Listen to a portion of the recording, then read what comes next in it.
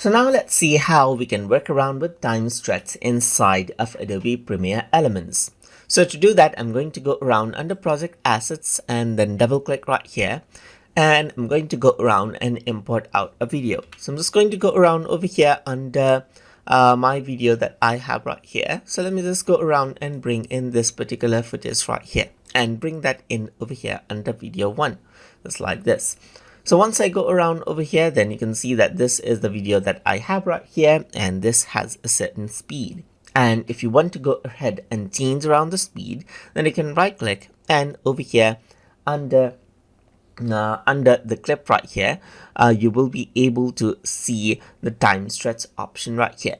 So once you go around over here, the speed is 100% right now. So if I were to go around and say 50%, then the speed of the video will slow down right here, just like this. It's slowed down. If you want to go around over here onto, let's say, for example, time stretch, you can also go around and make it faster. Let's say, for example, you can make it to 50% right here as well, just like this. And the video is faster right here, just like this. You want to reverse out the video, then you can go around onto clip, onto time stretch right here and reverse the video as well, and the video simply reverses.